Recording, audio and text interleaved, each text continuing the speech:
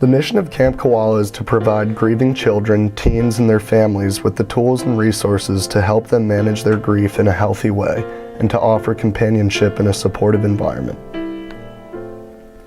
Camp Koala is a nonprofit public charity based in Carlisle that holds annual bereavement camps for children who have suffered the loss of a parent, primary caregiver, or sibling. The camp's objective is to provide children and their families with the tools necessary to deal with their grief in a healthy way.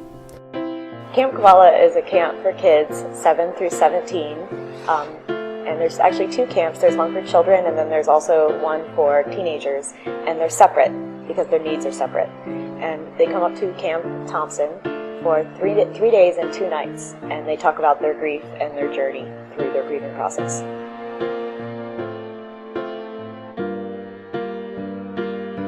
In 2008, Lisa Levitrau founded Camp Koala in memory of her sisters, Shelley and Heather, who died in a car accident on Mother's Day.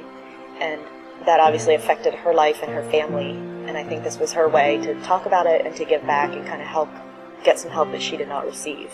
Because back then, I don't think many people received help for grieving. It just wasn't as talked about. And it's very important that for Camp Koala that we talk about it and we make sure that those kids aren't grieving alone.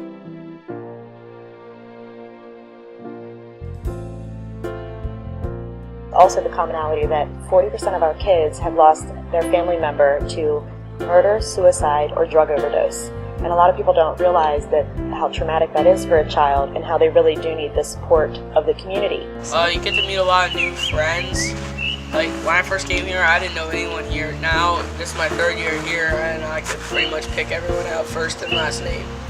It's a lot of fun to realize that you're not alone too, and just to be able to see all your friends every year is really nice.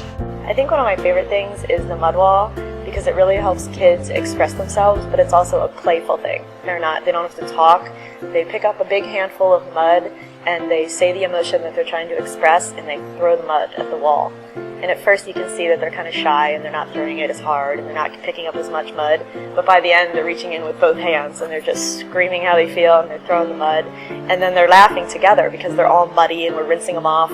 So it ends up being like a really intense emotional thing, but since everybody's muddy, we're all laughing too. So it really helps alleviate some of the intensity of the emotion.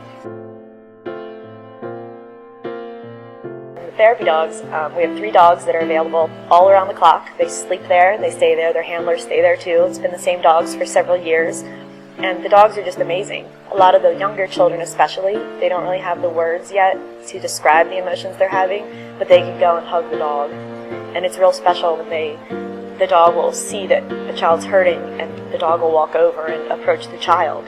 And very few children mind that, where they might not want to be approached by an adult person, but they're happy to be approached by a dog. My favorite part about the camp was spending a lot of times with my little buddies and the big buddies and all the volunteers, because all the people here are really nice and they're all a lot of fun to be around, so I just like spending time with all the different people here. Yeah, we have volunteers from everywhere. We have volunteers that are teachers that work in foster care, but we also have volunteers that work in factories and are firefighters, police officers. It's everybody you can imagine because it's just like the kids. They're all grieving kids, and now they've just grown up and they come back to camp. We don't have a hard time finding volunteers, and the volunteers are really the most amazing thing about camp.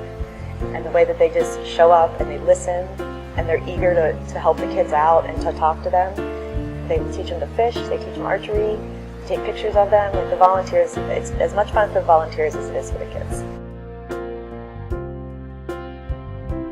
The first day you come, you're like, oh. But then once you get to meet your big buddy and all the other little buddies, it becomes really, really fun. You get to know everybody and meet new friends. Camp Koala is special because it's a place where the kids can go and they know that everybody there has also experienced the loss, including the adults. And in the regular world, you don't feel that people understand you.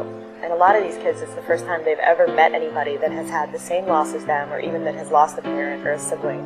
And it's really fun to watch them relax and kind of enjoy the companionship without worrying about what they're not supposed to say or what they're not supposed to reveal about how they feel.